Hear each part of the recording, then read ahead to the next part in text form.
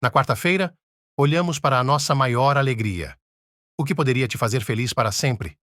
A resposta mais segura e estável a esta pergunta encontra-se na Bíblia, em 4 textos representativos. Esses eram Salmos 40:16, 74, Romanos 5:11 e 1 Pedro 3:18. E eles são muito mencionados neste podcast para enfatizar um ponto precioso. O próprio Deus é o prêmio do Evangelho. Mas mesmo sendo Deus o prêmio do Evangelho, Ele diariamente nos concede todos os tipos de outros dons criados que são bons e legítimos e devem ser abraçados com ação de graças. Mas lidar com esses dons não é isento de desafios para todos nós, e particularmente para Jameson, um ouvinte de podcast com a pergunta de hoje. Pastor John, olá! Aqui está minha pergunta para você hoje. Tenho amigos cristãos que acreditam que o álcool e as drogas, especialmente a maconha, são coisas moralmente boas que devem ser recebidas no espírito do que Paulo diz em 1 Timóteo 4:4. Tudo o que foi criado por Deus é bom, e nada deve ser rejeitado se é recebido com ação de graças.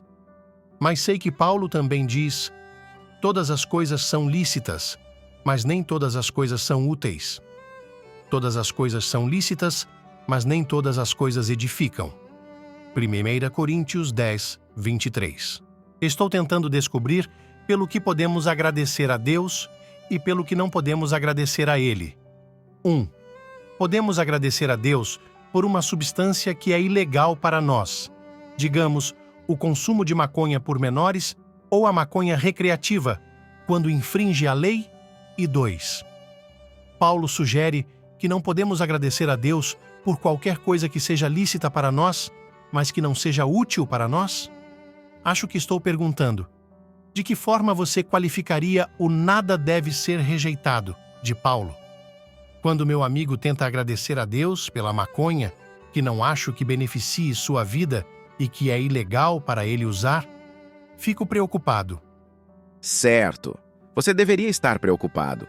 Fico feliz que Jameson tenha chegado ao ponto em que disse: acho que o que estou perguntando é, de que forma você qualificaria o nada deve ser rejeitado de Paulo? Porque esse é realmente o problema. A questão não é, pelo que posso agradecer. Paulo ensina que devemos dar graças por tudo. Isso não ajuda em nada o caso dele. Efésios 5:20.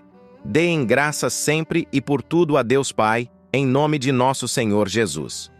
Mas isso não significa dar aprovação moral a tudo. Significa antes que reconhecemos que na providência de Deus, Ele faz com que tudo sirva aos seus propósitos sábios e amorosos, mesmo algumas coisas muito dolorosas e até pecaminosas. Não creio que a questão principal seja, pelo que devemos agradecer a Deus?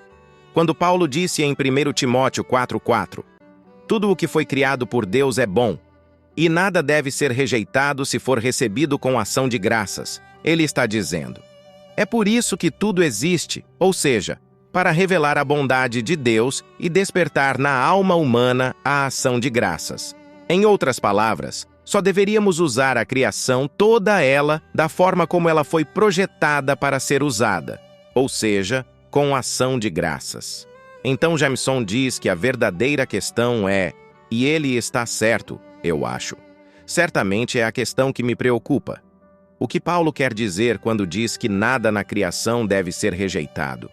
Acho que ele quis dizer que nada deve ser rejeitado, porque é ritualmente impuro. De acordo com Marcos 7:19, Jesus declarou todos os alimentos limpos. Portanto, são todos legais e não devem ser rejeitados. Nenhuma das leis dietéticas do Antigo Testamento, em parte, não se aplica mais. Eles eram uma forma temporária de Israel se distanciar das nações. A Igreja não pretende mais se diferenciar das nações dessa forma com leis alimentares. Nada é ritualmente impuro para o cristão nesse sentido. É legal, é tudo legal. Nenhum deve ser rejeitado como ritualmente fora dos limites, o que também significa que os falsos mestres em 1 Timóteo 4, que proibiam o casamento e exigiam a abstinência de alimentos, 1 Timóteo 4:3, estavam voltando ao antigo modo legal em vez de andando na liberdade de Cristo.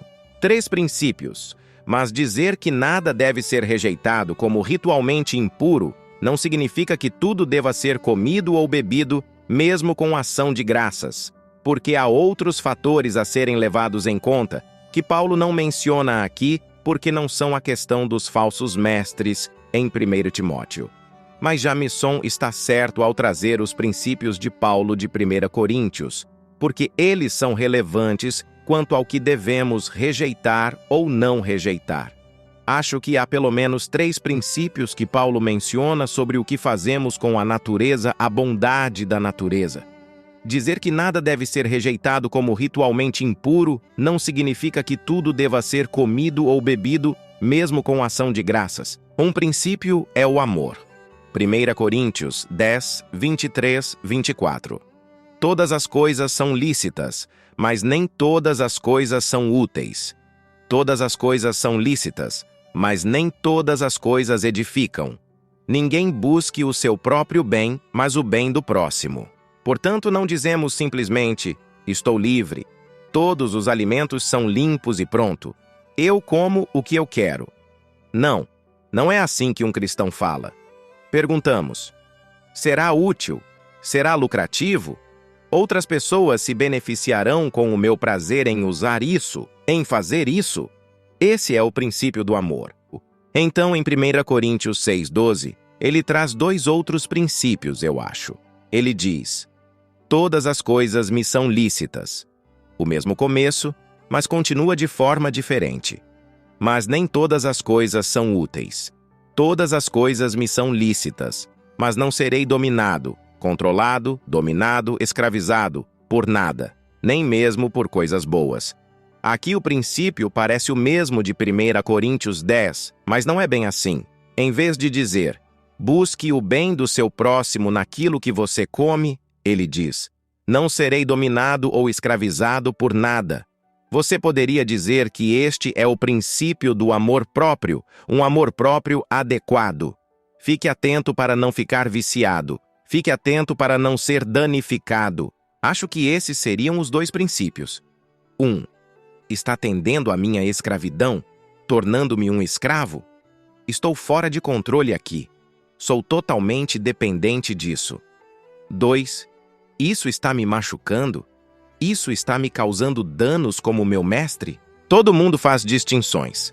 Portanto, pelo menos 3 princípios colocam limites à afirmação, nada deve ser rejeitado. Amor. Isso ajudará ou prejudicará os outros? Vício. Serei escravizado? Isso está me escravizando? Danos ao meu corpo ou alma? Isso me dominará de maneira dolorosa? Talvez a maneira mais clara de mostrar aos amigos de Jamison que eles realmente não estão falando sério quando dizem, já que tudo o que Deus fez é bom, absolutamente nada deve ser rejeitado. Eles não querem dizer isso porque sabem muito bem que existem cogumelos que vão te matar se você comê-los. Existem algumas pessoas com alergias tão graves ao amendoim que morreriam se comessem um amendoim. Eles nem deixam você comer amendoim no avião quando essas pessoas estão a bordo. Eles não servem amendoim. Eles sabem disso. Esses amigos sabem disso. Eles próprios fazem distinções. A cannabis é útil para outras pessoas quando a usamos? É viciante para minha mente? É prejudicial para a mente ou para a alma? Portanto, as questões são estas. A cannabis é útil para outras pessoas quando a usamos? É viciante para minha mente? É prejudicial para a mente ou para a alma? Essas são as questões-chave. Nosso chamado radical pode ajudar a ficar perto de mim apenas fazendo um pequeno exercício de memória aqui. Quando cheguei à Igreja Batista de Belém, há 43 anos, como pastor, o pacto da igreja dizia o seguinte: comprometemo-nos a abster-se do uso e venda de bebidas alcoólicas. O que significava que a abstinência era exigida para os membros da igreja. Agora, eu disse aos líderes quando cheguei: isso é seriamente antibíblico. Embora eu mesmo veja boas razões na nossa cultura, nos nossos dias, na minha personalidade, para ser abstêmio, isso não é um requisito bíblico para ser membro de uma igreja. Então, como mudamos isso? Nós fizemos. Quer dizer, quase me custou o emprego no segundo ano em que estive lá, mas a votação foi aprovada e sobrevivi. Como mudamos a aliança? Tornamo-lo mais radical. Aqui está a redação atual. Nós nos comprometemos a buscar a ajuda de Deus na abstenção de todas as drogas, alimentos, bebidas e práticas que trazem danos injustificados ao corpo ou colocam em risco a nossa própria fé ou a de outra pessoa. Portanto, não apenas o álcool ou a cannabis ou o que quer que seja, mas todas as drogas, todos os alimentos, todas as bebidas, todas as práticas. A maneira como testamos o que comemos, bebemos ou fazemos é esta. Isso traz danos injustificados ao corpo ou põe em risco a nossa própria fé ou a de outra pessoa?